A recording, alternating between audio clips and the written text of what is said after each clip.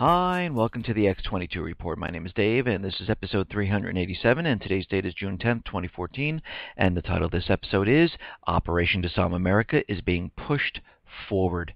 Because what have we seen in the last couple of weeks? Well, we've been seeing a lot of mass shootings. A lot of shootings have been going on in a very small, tight time period. And the reason for this is to get the people talking, to get the people riled up, to push gun control. This is why they've been doing it.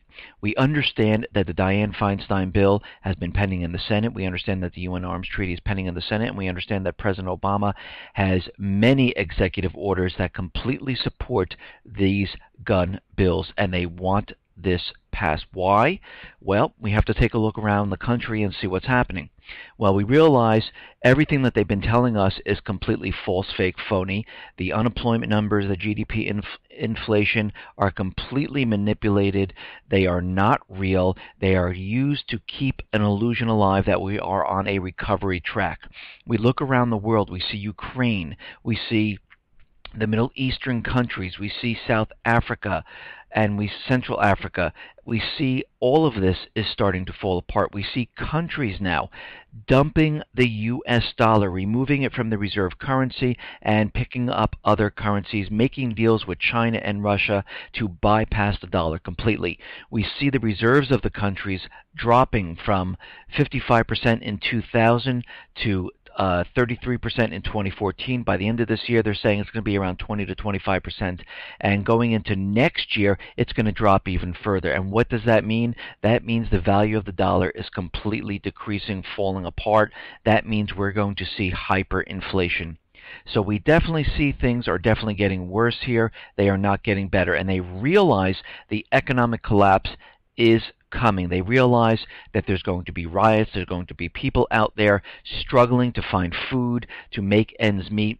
They're worried about their survival, and they don't want the American people being armed because it's much easier to round them up, control them when they don't have weapons. And this is exactly what they're trying to do at this point. And we can see from everything that's been going on, they've been mounting up and giving the local law enforcement more tanks, more military assets, electronic equipment, night vision goggles, and these are for local police departments, with many of the towns having populations between 13,000 and 50,000 people. This type of equipment is not needed in these type of environments, but they realize they will need to continually keep all local law enforcement in compliance with DHS to make sure they take orders when everything completely falls apart. DHS will be activated. You will see a completely different side of DHS, because you have to remember DHS is the military police force of the government. It is put into in existence to protect the government, not to help the people with terrorists. It is actually put into place to spy on the American people, to continually watch them, to have these fusion centers, to correlate all the data, create social profiles so they know where everyone is, to make lists to make sure they understand who's going to be a threat and who's not going to be a threat, to correlate data on those people who have weapons. And they are ramping up, and they have magazines that hold 100 rounds, and they want to take the people and give them rounds of only 10. So you can see exactly what they're trying to do. They are trying to either disarm or to limit the number of rounds that every single person has, to make it easier for them to swoop in and take control of the situation. And that's exactly what they're doing at this point.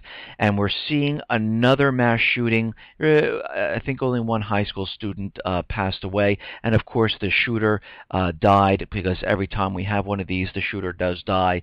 And we can see as soon as this happened, the president and other government officials are out there screaming gun control, gun control, instead of looking at what is really happening. Is this person on medication?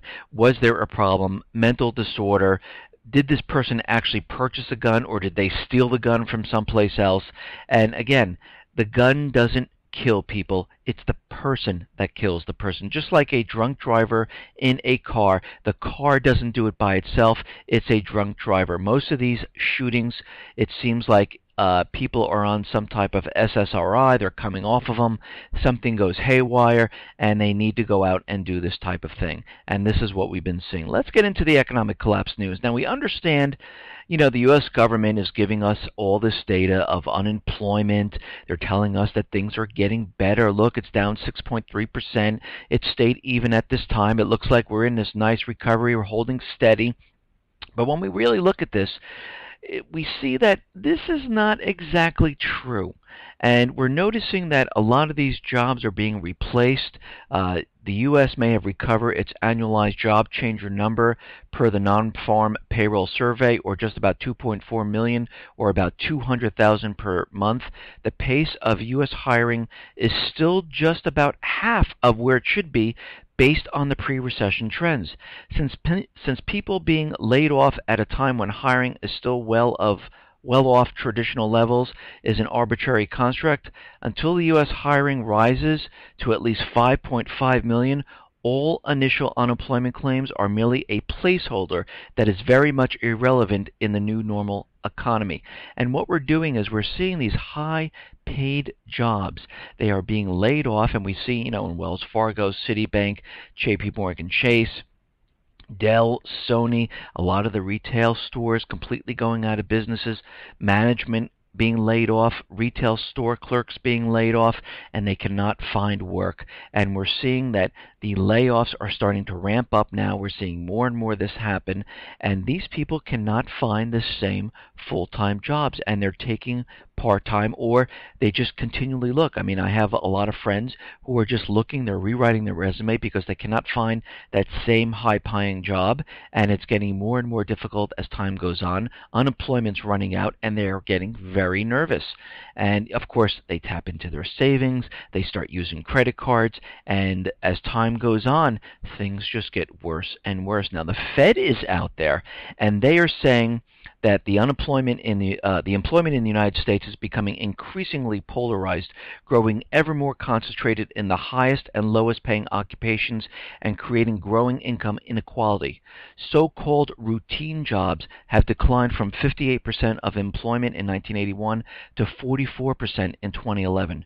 Routine jobs always rebounded during the economic expansions that followed the recessions of the 70s and the 80s, and now in the 90s,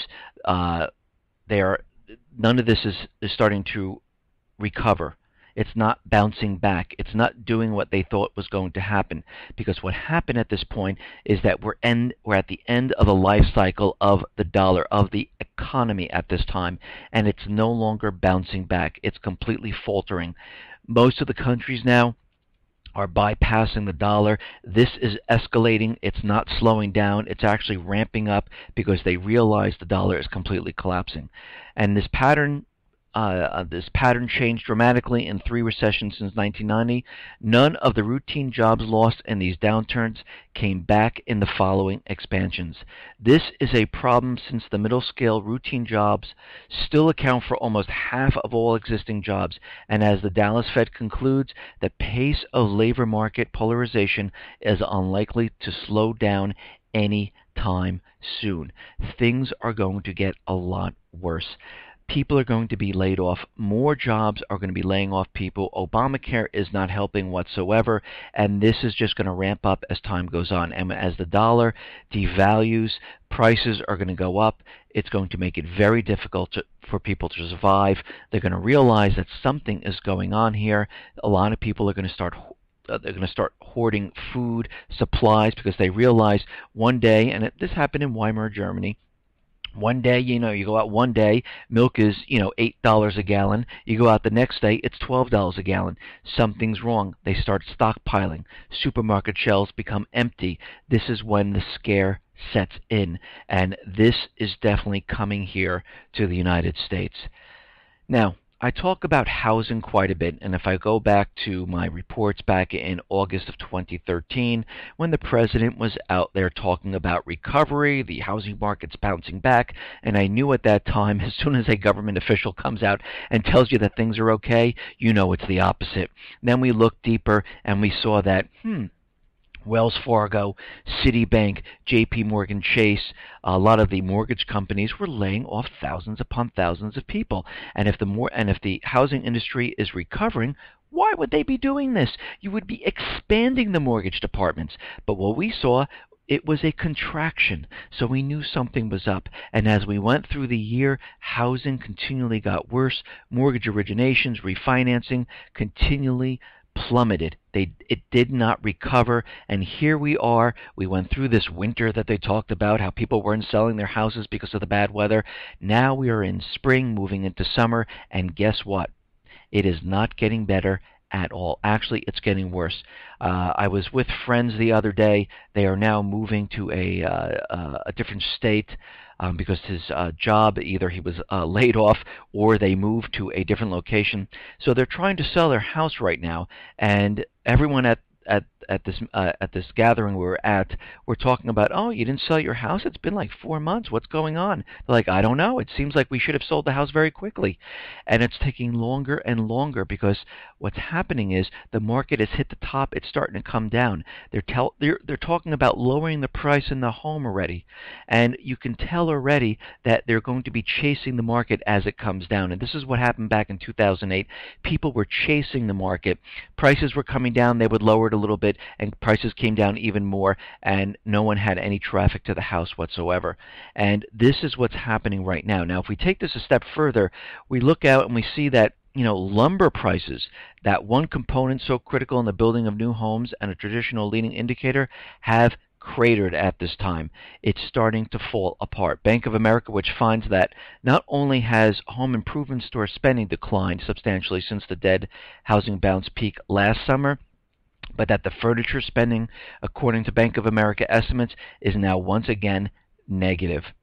Spending at furniture stores had picked up around 2012 through early 2013, but has been on a downward trajectory since last fall. This weakness is consistent with a wide array of indicators on the housing market, including Census Bureau's new home sales as well as weak household formation data. So we can see that it is all starting to fall apart.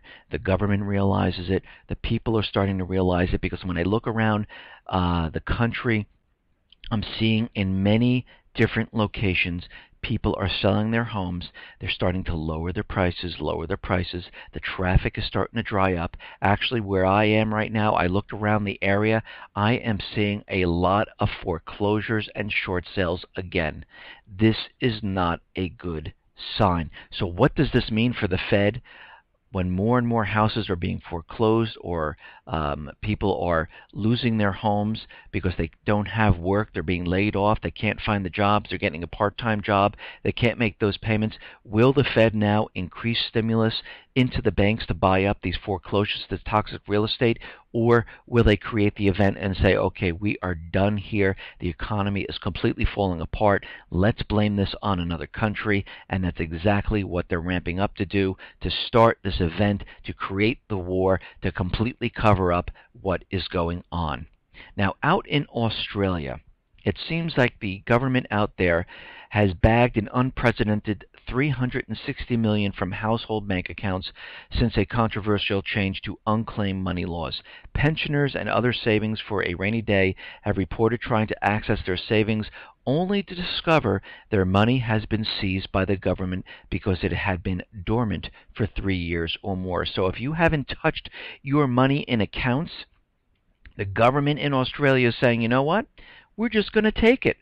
But this is absolutely ridiculous. It is your money. I know a lot of older folks, and if I think back to my grandparents and I think back to my aunts and my uncles, I see they just left money in accounts. They didn't even touch it for years on end. And for them to come out and say, listen, if you haven't touched your income, your any of this money within 3 years, then we can just take it. No, this is not your money. This is the people's money, and they don't have to touch it. And it's amazing what governments are doing at this point just to pay their bills because they ran up their budget and they can't pay anything, they can't bring in enough revenue, so they're going after many other people's money. It is absolutely ridiculous, and this is what it's all about.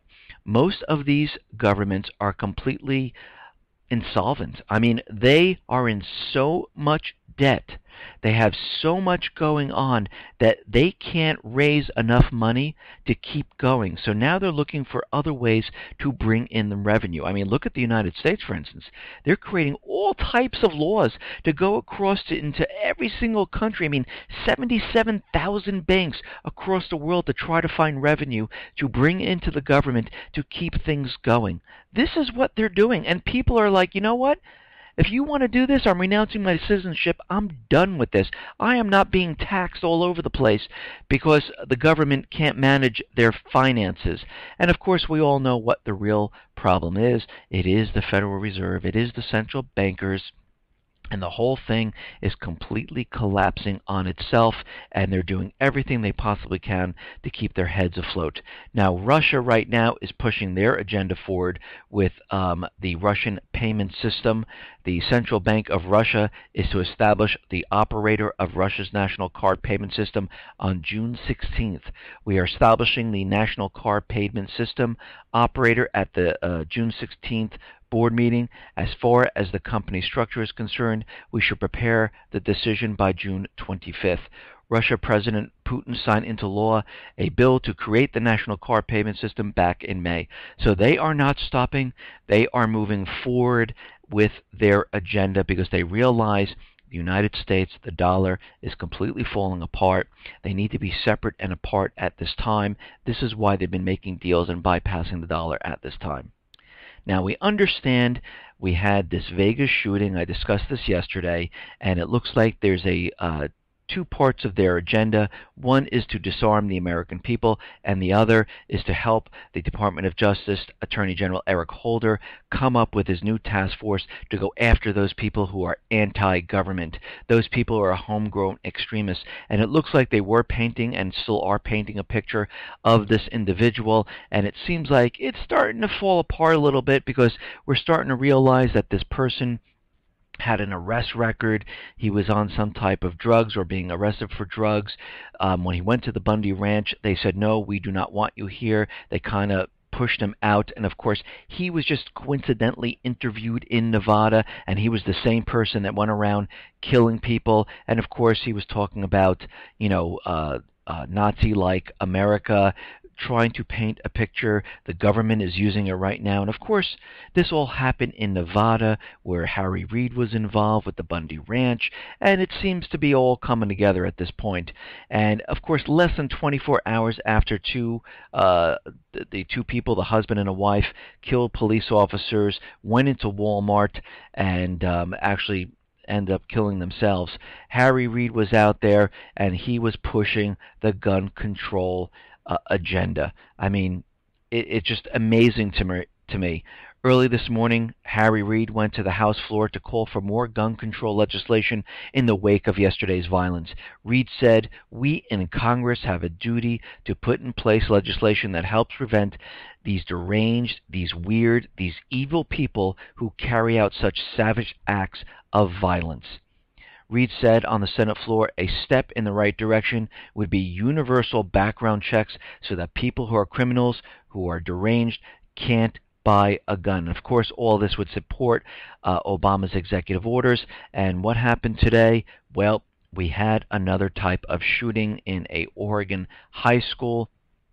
And again, the shooter is dead. But what's very interesting in Oregon is that back in March or April, there was a bill that would expand background checks for gun purchases in Oregon, and that was voted down. They missed it by 3 or 4 votes in the Senate, and it just so happened there was a mass or some type of shooting going on in a high school. And it's very interesting, coincidental, that this always happens in these states where bills have been shot down, only missed by a small portion, and we had some type of shooting. Now we could see that this is actually ramping up. They are not stopping because they want to disarm the American people. Actually, I shouldn't even say want. They need to disarm the American people because the economy right now is completely falling apart. And I believe once we get through all of this and they have their event, they're going to activate DHS. They're going to call in the local authorities to come into compliance with DHS, and we're going to see a whole different America. Now, Obama was briefed on the Oregon shooting. The president is going to continue to look for opportunities to act administratively, unilaterally, using his executive authority to try to make our communities safer.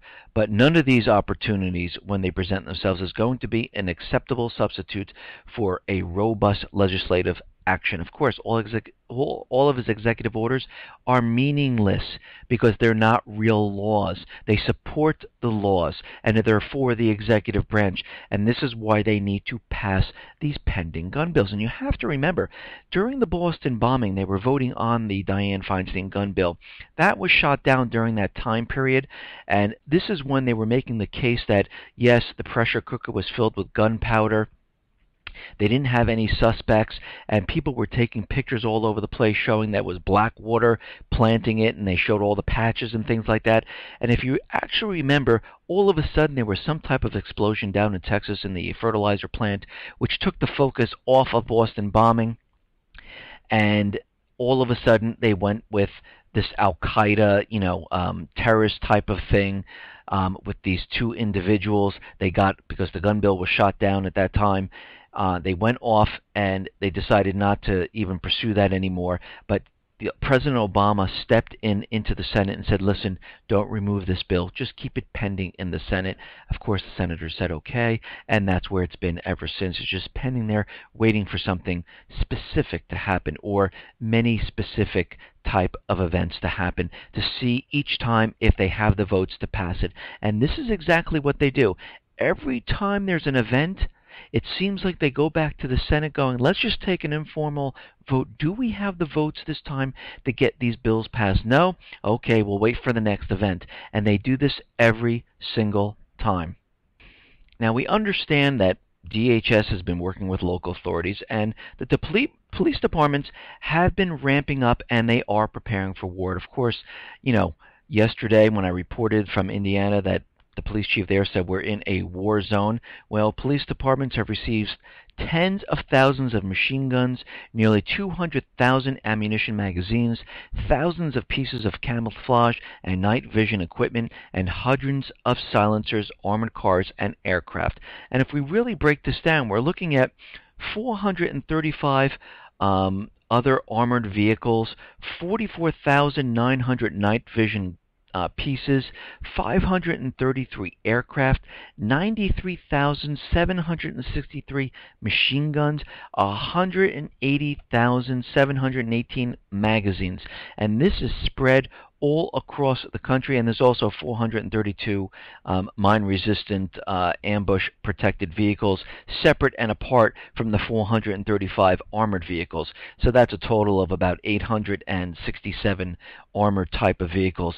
And when you look at it across the country, you can see that they have a lot of these military-style equipment in the south, in the northeast, in the central part of America to the south, where Texas, Oklahoma, New Mexico, we have it in California, New York has quite a bit, and they spread this all around the country, but you can see that it's spread around in the very populated areas. And again, the police departments, though, are adding more firepower and military gear than ever. Some, especially in larger cities, have used federal grant money to buy armored vehicle cars and other tactical gear. When you explain that you're preparing for something that may never happen, they get it. Pentagon data suggests how the police are arming themselves for such a worst-case scenario. Since 2006, the police in 6 states have received magazines that carry 100 rounds of M16 ammunition, allowing officers to fire continuously for 3 times longer than normal. Who are they fighting? Think about this for a second. Why in the world would they possibly need this?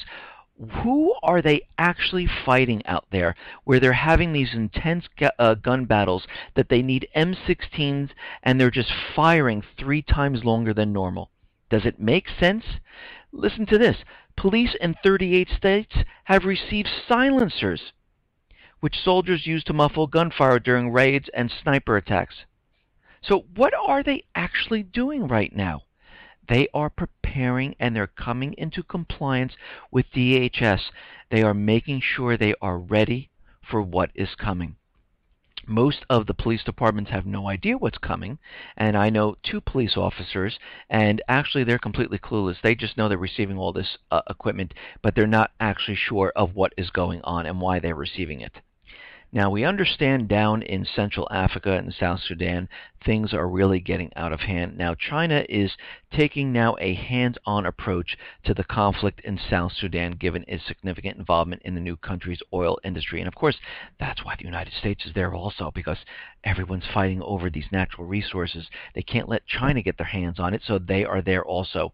China is swapping its reserve diplomacy for a hands-on approach to help resolve a 5-month rebellion in South Sudan that threatens Beijing's oil investments.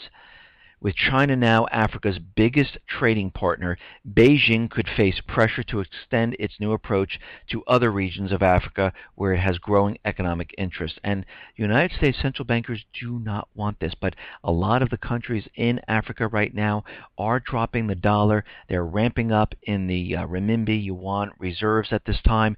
Kenya has a clearinghouse for China, and it completely bypasses the dollar. And we can see that Chinese defense firms are marketing and selling arms worldwide. Within a report, the Pentagon said China was marketing such platforms as aircraft, helicopters, frigates, and unmanned aerial vehicles, the bulk of their sales to Asia, the Middle East, and North Africa. And where is the United States in all these areas? They're in every single one of these areas. So wherever China is, that's where the United States is. Basically, we are kind of at war with China at this time. I'm talking about the United States central bankers. And China, and the Pentagon report goes on to say that China uses arms sales as part of a multifaceted approach to promote trade, secure access to natural resources, and extend its influence in the region. Gee, isn't that what the United States central bankers do? Well, it seems like every country is doing the same thing, and everyone is looking for more and more resources to control, to become friendly with. The only difference is that China is actually making deals. They're using the U.S. dollar on infrastructure to build highways, roads, and they're not bringing in military forces like the United States to take control of the country. And if you notice, every place United States central bankers have been, each one of these countries are completely in turmoil. Things are not getting better there. It's actually getting worse. And what we're seeing right now, even the EU, the French governments, they are in many of the African nations also, and things are getting out of hand there. There are mass protests down in Mali in the Central African Republic. The French-backed regime is having a huge amount of problems. And you have to remember, France went down in there because Germany wanted their gold back. France had no gold.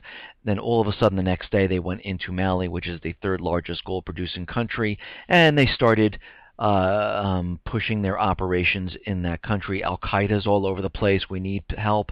We need troops. And right now what's happening in this area is discontent among the people with the French-imposed government in the capital of the Central African Republic has erupted in demonstrations by both the Muslim and Christian communities.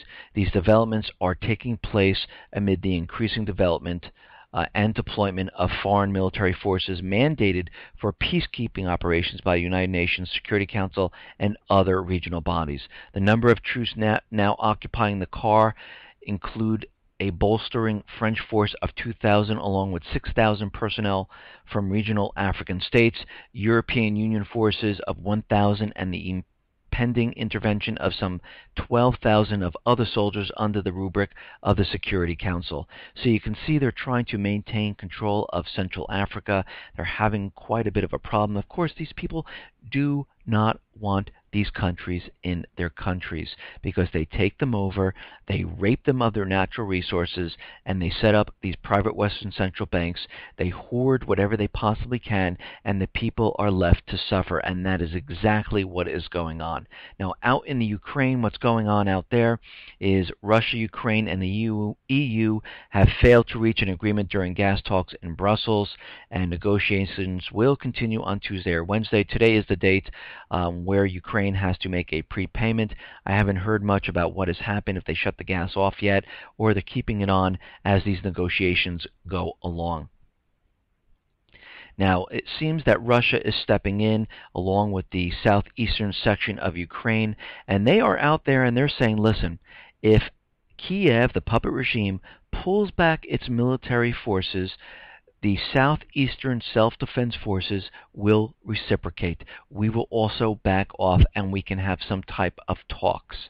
So we'll have to see what happens with Poroshenko if he goes along with this, because in his other speech and the other things that he was saying is that he was not going to have discussions with the southeastern region whatsoever. And he pushed and he intensified the anti-terrorism forces in Ukraine. We understand the acting foreign minister is calling in every single piece of the country of forces to come in and intensify the anti-terrorism forces in the southeastern section. But Poroshenko did open up a corridor to let refugees from the southeastern Ukraine move into Ukraine peacefully, so they will not be hurt. And we'll have to see how this whole thing plays out, because I look at actions, I don't look at what people are saying. They made some type of an agreement where they're saying, listen, you back off and we will back off. Let's see what happens with the puppet regime if they actually back off. And we'll see how that plays out. Now, we understand that the NATO nations, 10 NATO nations, are having this huge drill out in Latvia. And we're seeing that the Kremlin has launched military maneuvers in response to war games by a Western military alliance near the Russian border. And the drills involve the Russian Baltic Sea Fleet, the Air Force, and paratroopers. The maneuvers are taking place just as the international games Sabre Strike 2014 and Bolt Tops 2014 began in Europe. And of course, this is being done to flex the muscles, to show that yes, we have military assets and you have military assets, you know how to use them. And again, this is to bring in more and more military assets on the NATO side to show that we are encircling, and I'm saying we, NATO, the European nations, United States central bankers, we are encircling Russia.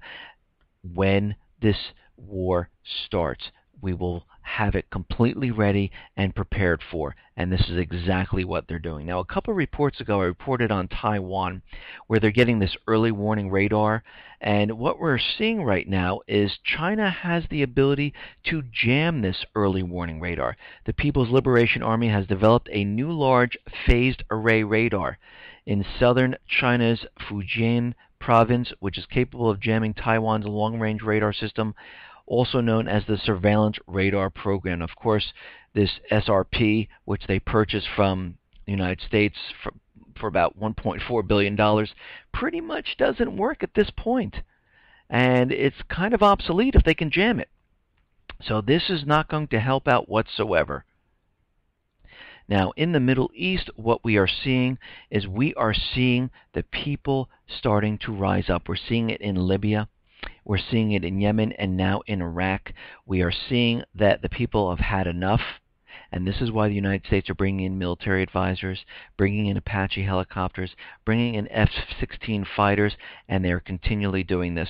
Heavily armed al-Qaeda-affiliated militants have seized the Iraqi city of Mosul, driving back government forces. Officials say the Iraq's army soldiers are demoralized and are no match for the attacking militant forces. Actually, we're seeing the same thing in Libya. The militants, or the people of the country, are pretty much taking over, and the armed forces are completely no match for them, because these people of the country want their country back. They're not doing it and getting paid for it. They're doing it because they want their country back. It is very different from being in the armed forces and getting a paycheck saying go out and shoot someone, when someone has a belief and hope and the drive to get their country back. And this is why we're seeing everything turn around at this time.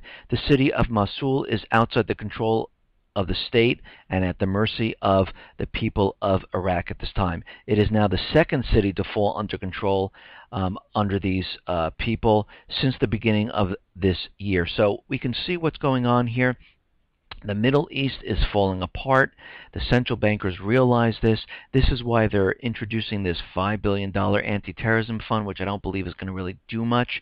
We're going to have to see the United States central bankers actually do something big, because if they start losing the private Western central banks in these countries and they start selling the oil, not using the US dollar, there is a big problem for the people in the United States. That means we're going to see hyperinflation. That means the dollar is going to be devalued. That means all other countries are going to say, you know what, we no longer need to hold the dollar. We are cashing it in. It's all going to flood back to the United States, and we will see that global reset. Now we see that, of course, the United States has been pointing the finger at the Chinese, saying that they're cyber attacking, they cyber espionage the United States, and now they have one more person. A U.S. cybersecurity company on Monday accused a unit of China's military of conducting far-reaching hacking operations to advance the country's satellite and aerospace programs. And of course, we understand the United States and all these countries, I hate to say this, but they all do cyber attacking, cyber espionage. It's all part of each one of the countries' agenda, and everyone is doing it. And I hate to say it, I believe the United States is the leader in this at this time. Okay, now Israel is out there, and they are pushing the propaganda like you can't believe. All throughout the years with the United States central bankers and Israel, they've been telling us for the last 32 years that Iran is going to have this nuclear weapon. They're only 3 to 5 months away, and they're going to use them on the United States and Israel. Well, it's been 32 years, and of course, when the P5+1 talk started, Israel was out there again saying they are weeks away and they're going to use them. Well, now they're continuing with the propaganda. Israel's Strategic Affairs Minister Yuval Steinitz said that Iran could have 50 to 100 nuclear warheads in the next 10 years if Western nations decide to ink a bad deal. This is complete propaganda of what's going in, because the UN Security Council and the Organization for Nuclear Weapons was inside Iran. They did an inspection, and they said everything is in order, and there were absolutely no problems. And this has been going on for years. Now, Syria, President Assad yesterday said he was going to grant amnesty, and today Syria begins releasing prisoners from government jails. The prisoner release started on Monday. Sources say dozens of inmates have been freed from the Adra prison since the decree was issued, and more are to be released later in the day. So he is really showing the people that, yes, I'm keeping to my promise. Amnesty, releasing the prisoners. He wants his country back. He wants the war to end. But of course, United States central bankers, France, and other nations are keeping that 7 to 8% of the chemical weapons inside Syria, and they will not let that be removed so the treaty can be fulfilled. They're trying to prove their case with chlorine gas, and they're continually doing this. It's nonstop. Now, the United States is out there, and a lot of experts are out there saying that because of the U.S. arms supplies to Syrian rebels, this might create Somali-style warlords, because they have these advanced weapons. And of course, they're saying that Syria is also the launching pad for terrorists, and they're continually pushing this propaganda that if we continually arm the rebels, they're going to turn into warlords in the region. And they're going to create terrorism within the region. And these terrorists are going to flow back to the United States. They're going to break off into lone wolf groups. They understand how to create bombs and make bombs, and they could be hitting many targets in the United States. And they've been building this propaganda up for quite a while. Now, in the site, the Economics Collapse blog, there was a very interesting article about quotes from our founding fathers, and I thought this was very interesting. And some of the quotes I really like, and I just want to tell you a couple of these.